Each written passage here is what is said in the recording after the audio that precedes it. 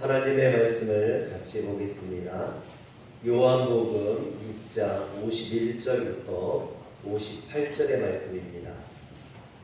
제가 갖고 있는 성경은 신약성경 154면에 나와 있습니다.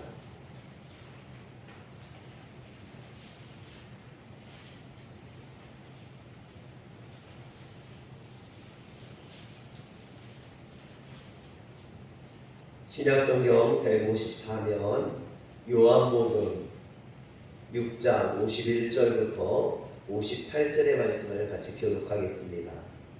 나는 하늘에서 내려온 살아있는 떡이니 사람이 이 떡을 먹으면 영생하리라. 내가 줄 떡은 곧 세상의 생명을 위한 내 살이니라 하시니라.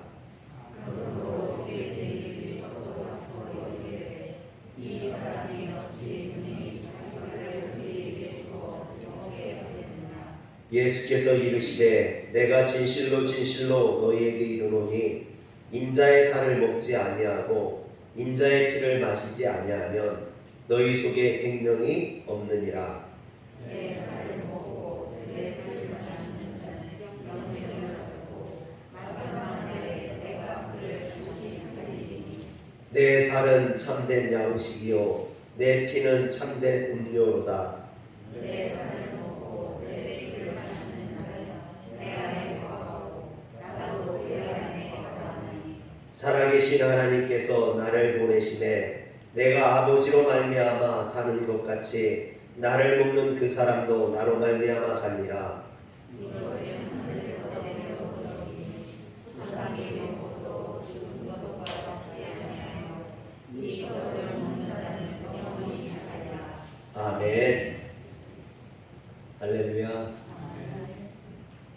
지난 겨울은 눈이 유난히 많이 와서 눈을 치우느라 제가 힘이 들었습니다. 그런데 어제 비가 내리는데 겨울이 지나가고 봄이 오는 것을 알리는 봄비가 내리는 것 같아서 참 반가웠습니다. 그래서 우산을 쓰고 제가 마당을 혼자 거닐다 보니까 화단에 튤립이 피기 시작했더라고요. 또 이렇게 수선화도 피고 또 봄을 가장 먼저 맞이한다는 영춘화도 이렇게 피어 있는 것을 봤습니다. 코로나로 인해서 갈 곳도 마땅치 않고 기쁜 일도 없는 요즘 화려교회가 여러분들에게 육신의 안식과 영혼의 안식을 주는 참된 그런 평강의 쉼터가 되길 주의 이름으로 축원합니다. 특히 오늘 말씀 제목처럼 하늘에서 내려온 생명의 떡으로 오신 그 주님으로 인해서 여러분들이 영육간에 강건케 되길 주의 이름으로 축원합니다. 그러나 여러분 봄이 왔다고는 하지만 오늘도 날씨가 제법 쌀쌀합니다. 또 아침 저녁으로는 매우 춥습니다. 이럴 때 일교차가 심할 때일수록 감기를 조심하시고 건강에 유의해야만 합니다. 또 봄이 되면 나물이며 버섯이나 또는 나무에 순을 따서 드시는 분들이 많은데 건강에 조심하셔야만 합니다.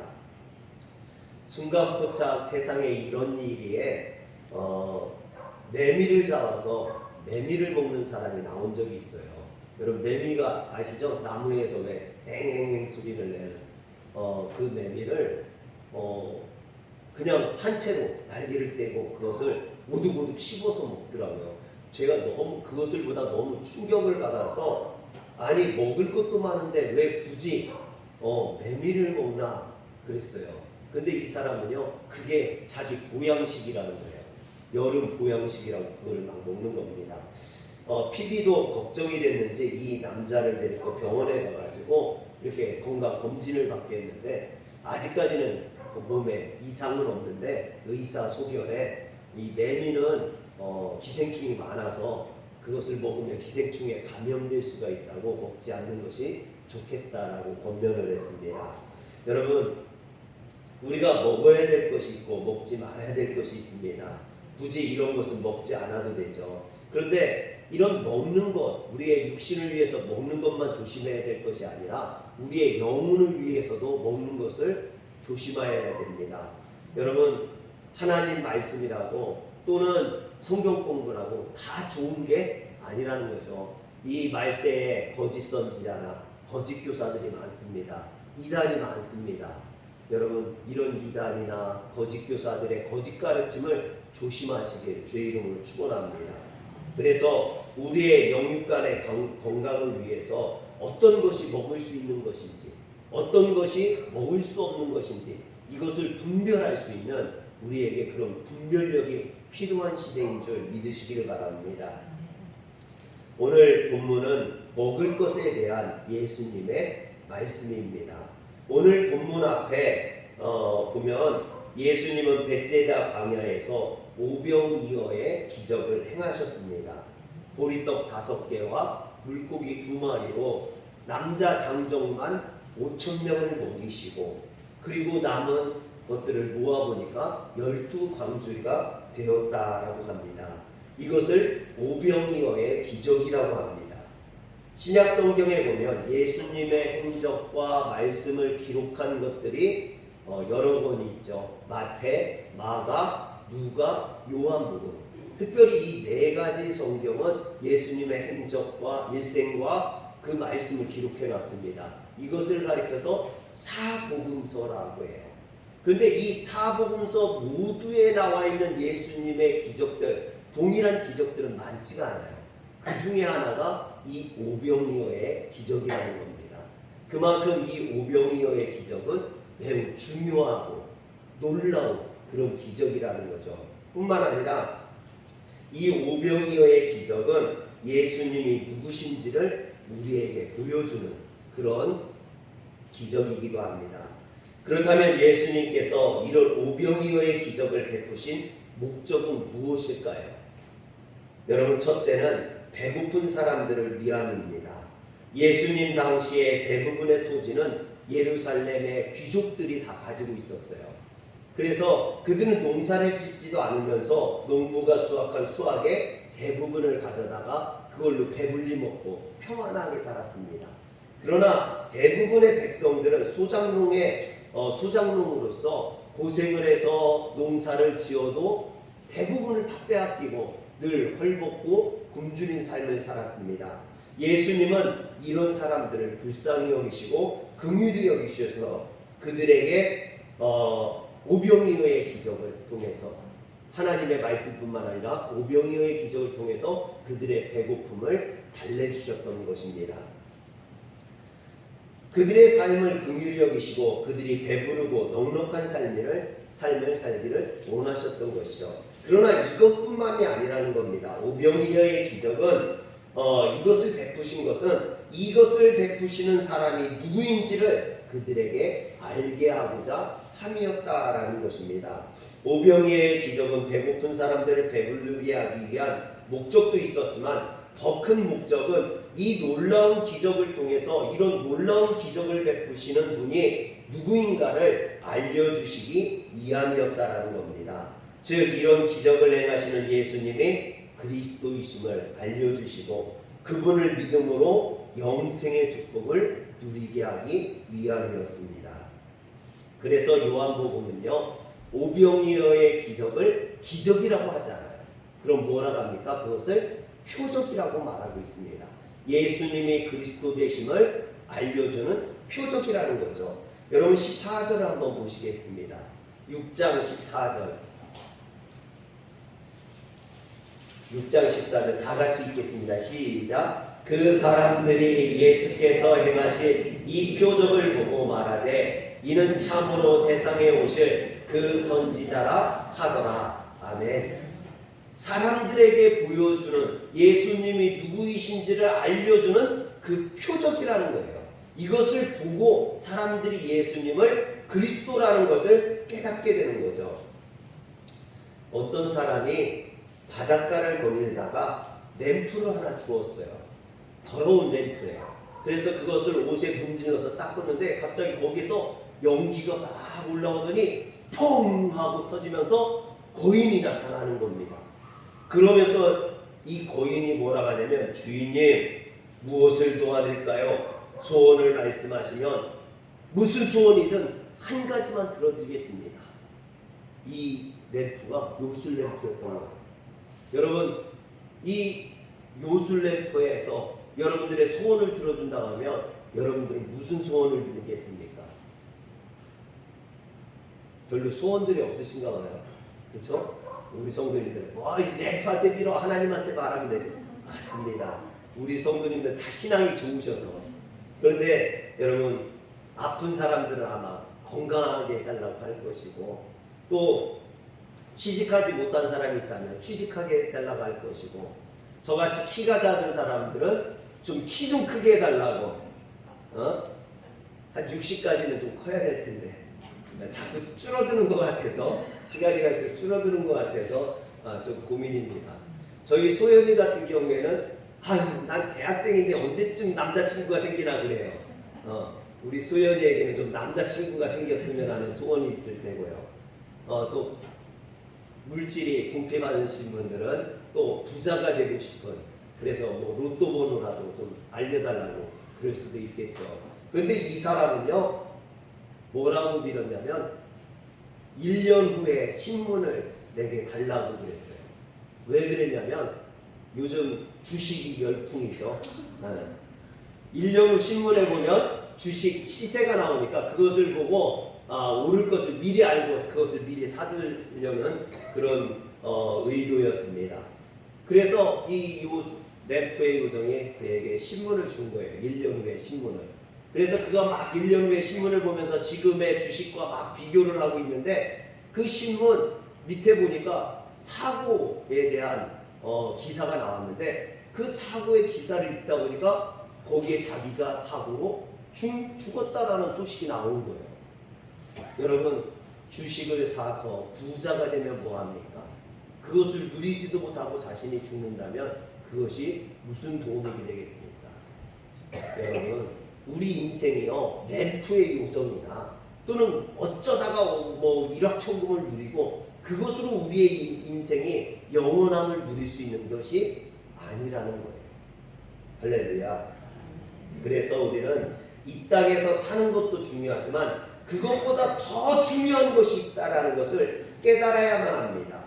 여러분, 빵으로 살아가는 이 세상의 삶은 영원히 계속되지 않는다라는 것입니다. 우리의 육체는 끝이 있고 한계가 있고 그것이 언제 올지 아무도 알 수가 없다라는 거예요. 여러분, 태어날 때는 순서가 있어도요, 하나님 나라에 갈 때는 순서가 없다라는 거예요. 장담할 수 없다라는 겁니다. 그렇기 때문에 우리는 영생을 얻을 수 있는 방법을 구해야 되고 영생을 누리는 삶을 살아가야 합니다.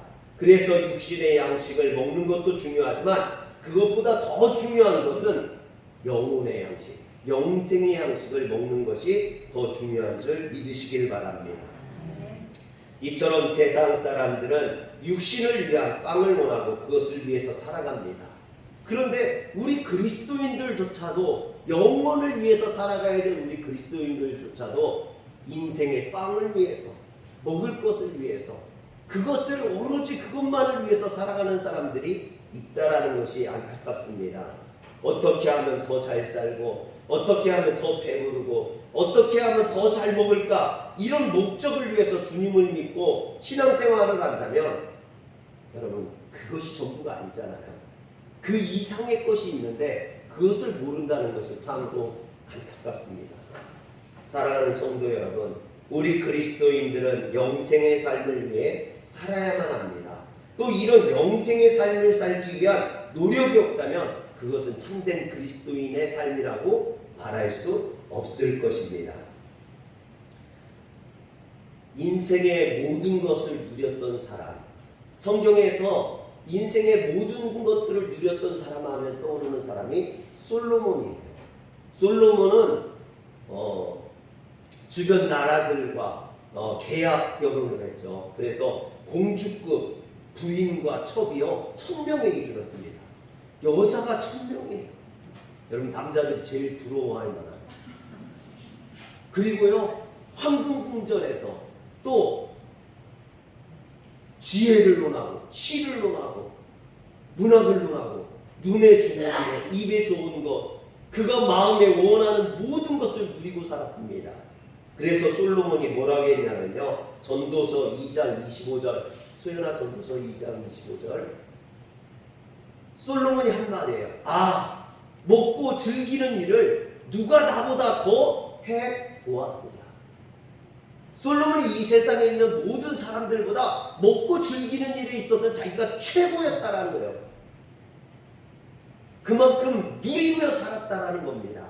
그런데 이 솔로몬이 이와 같이 먹고 즐기는 일을 했지만 그가 인생의 마지막에 밝힌 고백은 뭡니까? 전도서 1장 2절에 보면 헛되고 헛되며 헛되고 헛되니 모든 것이 헛되도다.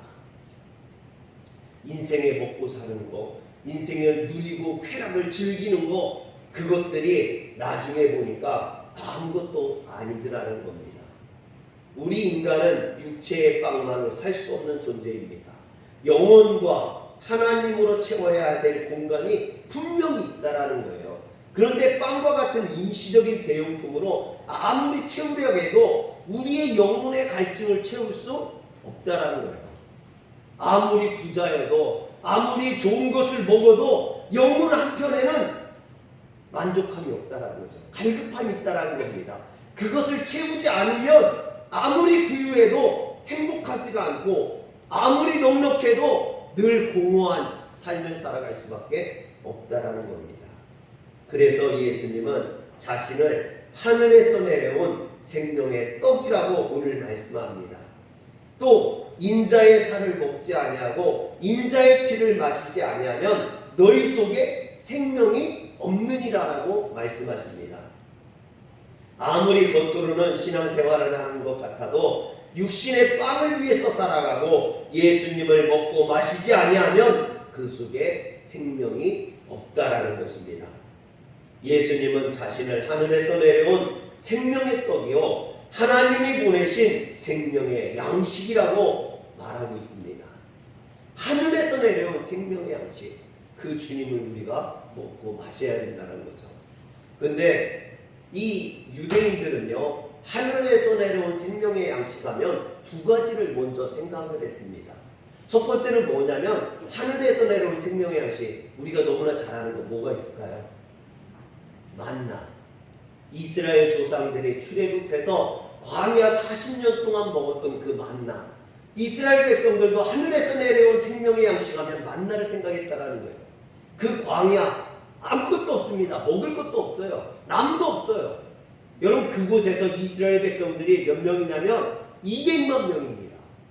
200만 명의 인구가 40년 동안 광야에서 굶어 죽지 않고 살 수 있었던 건 하늘에서 만나가 내렸기 때문이라는 거죠. 하나님이 그 만나를 주셨기 때문이라는 겁니다. 그런데 이스라엘 백성들은 그렇게 생각하지 않았어요. 이것은 하나님의 은혜라기보다는 모세가 자신들에게 내려준 선물이라고 생각했습니다. 그런데 여러분, 그 만나를 먹었던 이스라엘 백성들이 광야 40년을 버텼지만 그들은 다 죽었어요. 만나를 내리겠다고 했던 모세도 죽었어요. 만나가 하늘에서 내려온 양식이긴 했지만 그것이 영원한 양식은 아니었다라는 거예요. 만나를 먹은 사람도 죽었기 때문에. 여러분, 만나는 우리 인생에 필요한 양식이긴 했지만 영원한 양식은 아니라는 겁니다. 두 번째로 이스라엘 백성들이 하늘에서 내려온 영원한 양식은 뭐라고 생각했냐면 율법이라고 생각했어요. 모세가 시내산에서 하나님으로부터 받아서 자신들에게 전해준 그 율법, 그 율법이 자신들을 영생하게 하고 구원하게 한다고 믿었습니다. 그래서 그 율법을 지키기 위해서 노력했고 수고했고 힘을 다했어요. 그런데 율법을 지키면 지킬수록 그들은 더 공허해지고 자신들이 죄인이라는 걸 깨달을 수밖에 없었어요. 왜? 인간의 율법으로 완전해질 수 있는 그런 사람이 아니에요. 우리는 죄 많은 영혼이기 때문에 그렇습니다. 우리의 죄로는 완전해질 수 없고 율법을 완전하게 지킬 수 없다라는 겁니다. 그래서 율법으로는 영생에 이를 수 없기 때문에 하나님께서 우리에게 독생자 예수 그리스도를 보내주셨는 줄 믿으시길 바랍니다. 이런 유대인들을 향하여서 주님은 모세가 내린 만나나 율법이 생명의 양식이 아니라 하늘에서 내려온 자, 바로 자신이 생명의 양식이라고 말씀하고 있는 겁니다. 여러분, 율법은 결코 생명의 양식이 될 수 없습니다. 율법을 통하여 보여준 짐승의 제사 제도 또한 생명의 떡이라고 할 수 없습니다. 당연히 모세가 생명의 떡이 될 수도 없습니다. 사도 바울이 지적한 대로 율법은 죄를 알게 하고 죄를 깨닫게 하는 역할을 할 뿐이지 죄로부터 우리를 구원하거나 죄로부터 우리를 사해주는 그런 능력은 없다라는 것입니다. 죄를 해결할 수 있는 분은 오직 십자가에 달리신 그 예수님밖에 없는 줄 믿으시기를 바랍니다. 그분은 하늘에서 내려오신 분으로서 하나님이셨고 하나님이셨기에 죄가 없으셨고 죄가 없었기에 우리를 대신해서 속죄의 제물이 될 수 있었던 것입니다. 그분은 자신이 제물이 되어서 십자가의 제사를 드림으로 자기에게 나오는 자들을 온전케 하셨습니다. 광야에서 만나를 먹은 자들이 죽었던 것처럼 율법을 지키고 짐승의 제사를 드림으로 구원을 얻으려고 했던 자들이 다 죽을 수밖에 없었지만 하늘에서 내려온 자, 하나님이 보내신 자, 예수님을 믿는 자들은 영생을 얻는 줄 믿으시길 바랍니다. 이처럼 예수님은 우리를 구원하기 위해서 하나님이 보내신 생명의 양식이요 생명의 떡이십니다. 하나님이 보내신 생명의 떡, 생명의 양식은 우리 주님밖에는 없습니다. 그래서 주님은 내가 곧 길이요 진리요 생명이니 나로 말미암지 않고는 아버지께로 올 자가 없느니라 말씀하셨습니다. 할렐루야. 여러분, 이 놀라운 기적을 통해서 이 놀라운 은혜를 베푸시는 분이 누구인지를 우리는 깨달아야 됩니다. 잊지 말아야 돼요. 할렐루야. 즉 이런 기적을 행하시는 예수님이 그리스도심을 알려주고 그것을 우리가 믿을 때 우리는 영생의 양식을 누릴 수 있는 겁니다. 우리는 이 생명의 떡을 먹어야 됩니다. 예수님은 자신을 하늘에서 내려온 살아있는 떡이라고 표현하면서 이 떡을 먹는 자들에게 영생하리라 그랬습니다. 여러분 53절을 한번 보세요. 인자의 살을 먹지 아니하고 인자의 피를 마시지 아니하면 너희 속에 생명이 없느니라 그러셨습니다. 그렇다면 예수님의 살과 피를 먹고 마신다라는 것이 무슨 뜻일까요?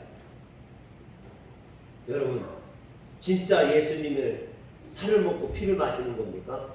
물론 이것으로 인해서 오해로 인해서 로마 시대 때 또 우리나라 조선 시대 때 기독교가 어떤 식인종 종교라고 핍박을 받기도 했습니다. 또 그것이 아닌 줄 알면서도 일부러 그렇게 소문을 내서 기독교를 핍박을 가하기도 했습니다. 우리가 여기에 대해 오해하지 않아야 됩니다. 예수님의 살과 피를 먹고 피를 마신다라는 것은 예수님의 십자가의 제사를 믿고 그것을 받아들이는 것을 의미합니다.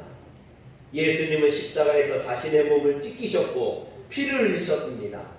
아무런 죄가 없는 분이지만 우리를 대속하기 위해서 자기의 몸을 찢으시고 피를 흘려주셨습니다. 이것이 십자가의 제사요 십자가의 사랑입니다. 사랑하는 성도 여러분, 예수님은 우리를 위해 모든 것을 다 주셨습니다. 자신의 생명까지도 다 주시고 그 몸과 피를 다 내주시면서 내 몸을 먹으라, 내 피를 마시라 그랬습니다. 우리가 그래서 성찬을 하는 거예요. 성찬을 통해서 그 예수님의 피와 살을 직접 먹는다기보다는 그것을 기념하고 생각하고 늘 그것에 동참하는 것이죠. 코로나로 인해서 1년 동안 성찬을 못했어요. 사실은 성찬을 자주 하면 자주 할수록 좋습니다. 우리가 주님과 동참하는 그 주님과 하나 되는 코로나가 여러 가지로 우리에게 어려움을 주지만 이런 신앙에 우리의 깊은 의미를 가진 성찬을 할 수 없게 하는 것이 더 마음이 아픕니다. 여러분, 오늘 우리는 이런 십자가를 잊어서는 안 됩니다. 예수님을 통해서 우리는 구원을 받는다는 것을 믿어야만 합니다. 이런 믿음이 우리에게 있어야 해요. 예수님을 하늘에서 내려온 생명의 떡으로 믿어야만 합니다. 하나님이 보내신 유일한 구원자, 생명의 근원이 되심을 믿어야 합니다.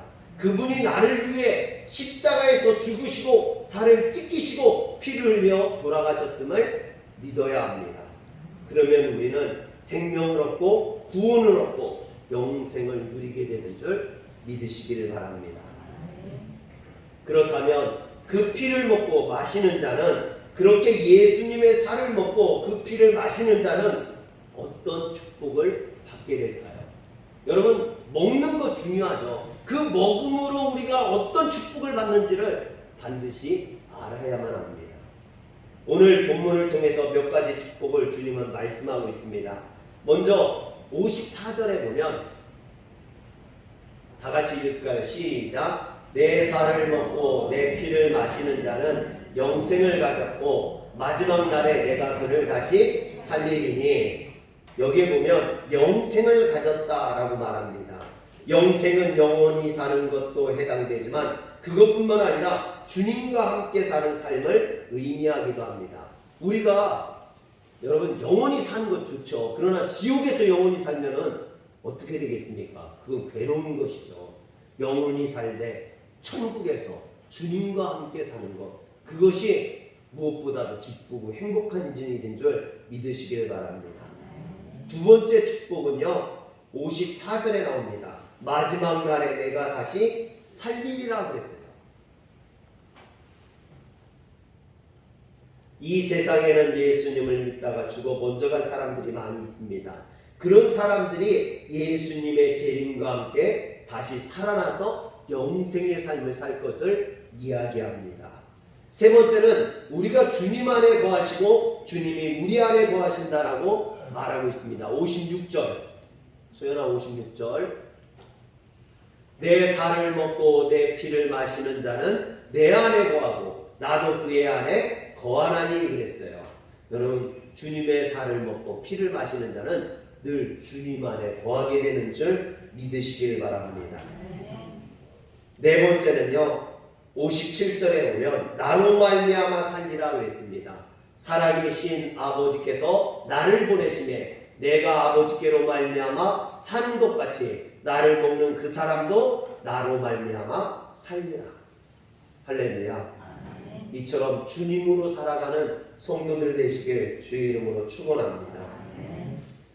밀라노에 있는 대성당에 들어가면 그 문 앞에 글이 써져 있습니다. 첫 번째 문 위에는 장미꽃이 그려져 있고요. 그 장미꽃 밑에 글이 쓰여져 있는데 기뻐하는 모든 것은 순간이다. 여러분, 젊음도 순간인 것 같아요. 우리 권사님들 얘기를 들어보면 예전에는 내가 껐다웃게 이렇게 예뻤는데, 우리 유순혁 권사님 젊었을 때 예뻤는데 그랬는데 그 젊음이요 금방 지나갔다는 거예요. 저도 생각해보면 목회 나온 지 제가 벌써 21년이에요. 엊그제 목회 나온 것 같은데 금방 지났어요. 저희 소연이가 100일 됐을 때 데리고 나왔는데 벌써 21살이 됐어요. 여러분, 시간이 금방 가요. 젊음도 금방 갑니다. 꽃이 펴요. 저희 교회에 지금 꽃이 핍니다. 근데 그 꽃이요 얼마나 짧은지 몰라요. 짧아요. 여러분, 기뻐하는 모든 순간이 짧습니다. 그것에 연연하고 어떻게 하면 그걸 오래 버틸까? 막 수술도 하고요, 성형도 하고요, 뭘 얼굴에다 집어넣기도 하고요. 그래도 시간이 지나면 다 질 수밖에 없어요. 그래서 우리는 영원한 것을 꿈꿀 수 있어야 됩니다. 두 번째 문에 보면, 밀라노 대성당의 두 번째 문에 보면요, 십자가가 그려져 있어요. 그리고 뭐라고 쓰여져 있냐면 고통받는 모든 것은 순간이다. 여러분, 우리가 예수로 인해 고통받고 이 땅에서 어려움 당하고 힘든 일 당하고, 여러분, 그것도 다 순간이라는 거예요. 졸린 거 참으면서 예배 드린 것도 순간이에요. 금방 끝나요. 예배 이제 다 끝났어. 여러분, 너무 졸지 마세요. 힘들어도 참으세요. 조금 있으면 다 끝나요. 여러분, 그런데 마지막 중앙문 앞에 뭐라고 쓰여져 있냐면 가장 중요한 것은 영원이다. 여러분, 영원이라는 거예요. 즐거움도 괴로움도 순간이지만 우리가 예수를 믿는 것은 우리의 영생을 위함이라는 거예요. 그 영원함을 위해서 우리는 노력해야 됩니다. 세상의 짧고 순간적인 것을 위해서, 쾌락을 위해서, 그것을 위해서 애쓸 것이 아니에요. 우리는 영원한 것을 바라고 그것을 위해서 노력하는 성도들 되시길 주의 이름으로 축원합니다. 기도하겠습니다.